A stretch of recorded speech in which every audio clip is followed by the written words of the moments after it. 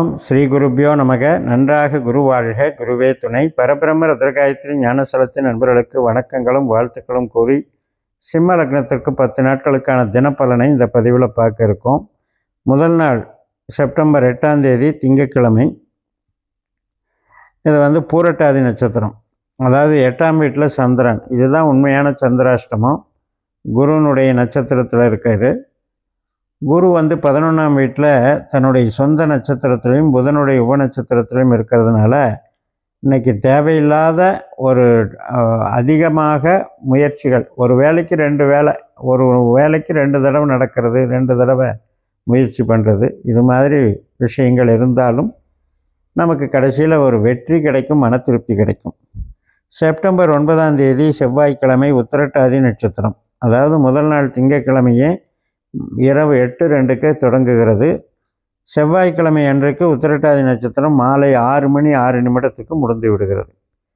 அப்போ இந்த சனியினுடைய நட்சத்திரம் அட்டம சனியினுடைய தாக்கத்தை கொடுக்குது. சனியும் சனி நட்சத்திரத்திலே இருக்கார். சின்ன சின்ன வாக்குவாதங்கள், பேச்சில் பிரச்சனைகள், இதெல்லாம் பார்த்துக்கணும். ஏன்னா நமக்கு செவ்வாய் வேற, சனி பார்வையில் இருக்கார் வாக்குஸ்தானத்தில். கொஞ்சம் இதனுடைய தணிந்து போகணும், தணிந்து பேசணும், கொடுக்கல் வாங்கலில் எச்சரிக்கையாக இருக்கணும். ஞாபக மறதி, அசால்ட்டாக இருக்கிறது எல்லாம் அவாய்டு பண்ணிக்கணும். வாகனங்கள் ஓட்டுறது இதிலெல்லாம் கேர் எடுத்துக்கணும். இயந்திரங்கள் கையாளுறது, மிஷினரிஸு மற்றும் எலக்ட்ரிக்கல் குட்ஸ்லையெல்லாம் கவனமாக இருக்கணும். சனி என்பது நமக்கு திசாபுத்தியாக வரும்போது அதனுடைய தாக்கம் அதிகமாக இருக்கும். செப்டம்பர் 10ஆம் தேதி புதன்கிழமை ரேவதி நட்சத்திரம், அதாவது முதல் நாள் செவ்வாய்க்கிழமையே மாலை 6:06 தொடங்கி விடுகிறது. புதனுடைய நட்சத்திரம் புதன்கிழமை அன்னைக்கு மாலை 4:02 வரைக்கும் இருக்குது. இப்போ புதன் நம்ம லக்னத்திலே இருக்கார், சிம்மராசிலேயே இருக்கார். சுக்கிரனை போலவும் குருவை போலவும் செயல்படுறதுனால சுக்கிரன் நமக்கு 12ஆம் வீட்டில் இருக்கிறதுனால அவரும் புதன் நட்சத்திரத்தில் பரிவர்த்தனை வாங்கிக்கிறாங்க. அதனால் லக்ன பாவமும் 12ஆம் பாவமும் பரிவர்த்தனை ஆகிக்குது. அது மட்டும் இல்லை, இந்த புதனுடைய செயல்பாடு குருவை காட்டுவது நல்ல விஷயம். அதனால் எண்ணிய காரியம் வெற்றி அடைவதில் இன்றைக்கி நல்ல நாளாகத்தான் இருக்கும். உறவுகளுக்கும் பலப்படுத்துவதற்கு சிறப்பான நாள், படிப்பு காரியங்களுக்கும் நல்லாயிருக்கும். செப்டம்பர் 11 வியாழக்கிழமை அஸ்வினி நட்சத்திரம் மதியம் 1:57 வரைக்கும் இருக்குது. முதல் நாள் புதன்கிழமையே மாலை 4:02 தொடங்கிறது. இப்போ நமக்கு 9ஆம் இடத்துல சந்திரன் கேதுவை போல் செயல்படும்போது நம்ம லக்னத்திலேயே இருக்கிற கேது சுக்கிரனுடைய நட்சத்திரத்திலையும் புதனுடைய உப நட்சத்திரத்திலையும் இருக்கார். 10ஆவதுக்கு கேது கூட புதனும் சேர்ந்துட்டுருக்காரு, சூரியனும் சேர்ந்துட்டுருக்கார். இதுதான் நம்ம கிரகண தோஷம்னு சொல்கிறோம். அதனால் கொஞ்சம் நம்ம லக்னத்தில் சில குழப்பங்கள் இருக்கும் சிந்தனையில். அதனால் அது சுக்கிரனை போல செயல்படுகின்ற காரணத்தினால நமக்கு என்னென்னா, சுக்கிரன் விரயத்தில் இருக்கார். அதனால் ஒரு காரியம் நினைப்போம், அதுக்கு தடங்கள் வரும், மறுபடியும் குழம்பி போவோம், மறுபடியும் ஒரு முயற்சி எடுப்போம். இப்படியே மாறி மாறி இருக்கிறதுனால கொஞ்சம் இன்றைக்கி ஃப்ரீயாக விட்டுக்கிறது நல்லது, புது முயற்சிகளை தவிர்க்கிறது நல்லது.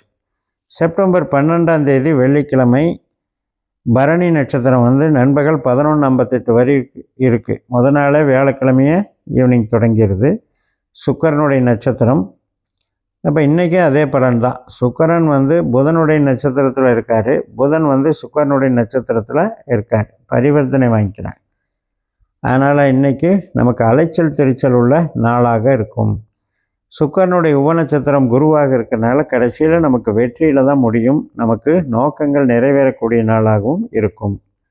செப்டம்பர் 13ஆம் தேதி சனிக்கிழமை கிருத்திகை நட்சத்திரம் முடிஞ்சு ரோகிணி நட்சத்திரம் தொடங்கி காலையில் 10:10 முடிஞ்சிடுது. முதல் நாளே அந்த கார்த்திகை நட்சத்திரம் நமக்கு தொடங்கி காலையில் 10:10 வரைக்கும் அந்த கார்த்திகை நட்சத்திரம் சூரியனுடைய நட்சத்திரம் இருக்குது.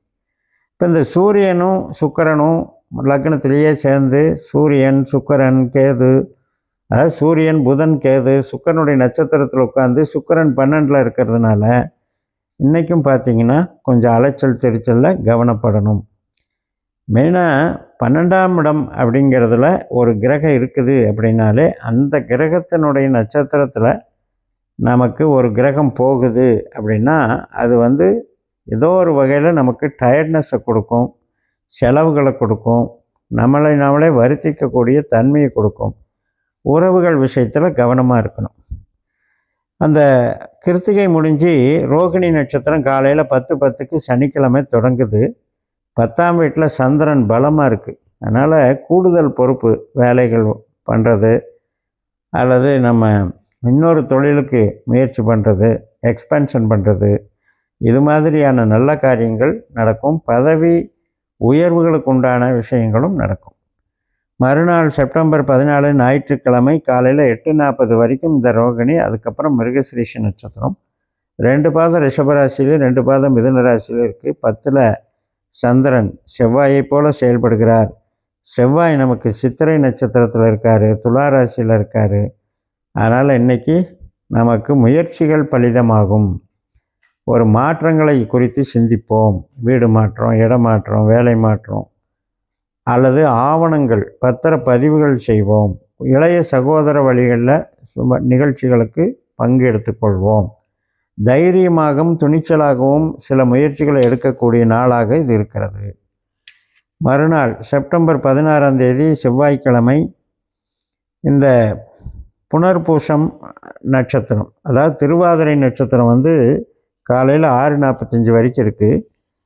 இந்த காலையில் 7:31க்கு திங்கக்கிழமை அன்னைக்கு திருவாதிரை நட்சத்திரம், ராகுனுடைய நட்சத்திரம். திங்கக்கிழமை முழுக்கவுமே ராகுனுடைய பலனை நீங்கள் எடுத்துக்கலாம். ராகுவும் வந்து நமக்கு 7ஆம் வீட்டில் குரு நட்சத்திரத்தில் இருக்கிறனால திருமண காரியங்கள், சுப காரியங்கள், கான்ட்ராக்டு, இது மாதிரி புது நபர்கள், புது கஸ்டமர்கள் சந்திப்பு, கணவன் மனைவி உறவு பலப்படுறது, இதுக்கெல்லாம் சாதகமாக இருக்குது. மறுநாள் செவ்வாய்க்கிழமை செப்டம்பர் 16 தான் புனர்பூச நட்சத்திரம் காலையில் 6:45க்கு தொடங்குகிறது. இப்போ லாபஸ்தானத்தில் தான் குரு இருக்கார். புனர்பூசத்துக்கு அதிபதி குரு லாபஸ்தானத்தில் தான் இருக்கார். அப்போ குரு சந்திர யோகம் அங்கே ஏற்படுகிறது. அதுவும் ஒரு நன்மை தான், நல்லாயிருக்கும். அதே மாதிரி நமக்கு ஓரளவுக்கு உறவுகள் வந்து பலப்படும். ஒரு குழந்தை சார்ந்த உறவுகள், திருமணம் சார்ந்த காரியங்கள், நண்பர்கள் சார்ந்தது, மூத்த சகோதர வகையில் சுப நிகழ்ச்சிகள், இதெல்லாம் வந்து சுபத்துவமாக நடைபெறும், நன்றாக இருக்கும். மறுநாள் செப்டம்பர் 17ஆம் தேதி புதன்கிழமை பூச நட்சத்திரம் காலையில் 6:25க்கு தொடங்குகிறது. நமக்கு 12ஆம் வீட்டில் சந்திரன் வந்துடுறார். ஆரம்பிக்கும்போது 8ல் இருந்தவர் 9வது ராசி, 10வது ராசி, 11வது ராசி, இந்த 3ஐயும் கடந்து 12வது ராசி கடகராசியில் வந்துடுறாரு. சனியினுடைய நட்சத்திரம் பூச நட்சத்திரம். மறுபடியும் சனி பார்த்திங்கன்னா 8ல் இருக்கார், பலமாக இருக்கார் தன்னுடைய நட்சத்திரத்தில். அதனால் வேலைகள் வந்து ஒர்க்லோடு வந்து அதிகமாக இருக்கும். ஆனால் உறவுகள் சார்ந்த விஷயத்தில் சின்ன சின்ன வாக்குவாதங்களை கொடுக்க நேரிடும். 8ஆம் இடத்துல சனி அப்படின்னா உறவுகள் சார்ந்த வகையில் ஒரு அதிருப்தி மனப்பான்மையை வெளிப்படுத்திக்கிட்டு இருக்கோம். அதுக்கு இடம் கொடுக்காமல் நீங்கள் உழைப்பில் வந்து இன்றைக்கி நாள் கவனம் செலுத்தலாம். கொஞ்சம் சில வேலைகள்லாம் தாமதமாக முடிகிறதுக்கும் வாய்ப்பு இருக்குது. அட்டம சனி திசாபுத்தி நடக்கிறவங்களுக்கு அதனுடைய தாக்கம் அதிகமாக இருக்கும் என்று சொல்லி நிறைவு செய்கிறேன். இந்த சேனலை சப்ஸ்கிரைப் பண்ணி ஷேர் பண்ணுங்கள். உங்கள் தனிப்பட்ட ஜாதக பலாபலன்களை என்னுடைய வாட்ஸ்அப் நம்பரில் தொடர்பு கொண்டு பலன் பெறுங்கள். உங்களிடமிருந்து விடைபெறுகிறேன். உங்கள் ஜெயம்எஸ். நன்றி, வணக்கம்.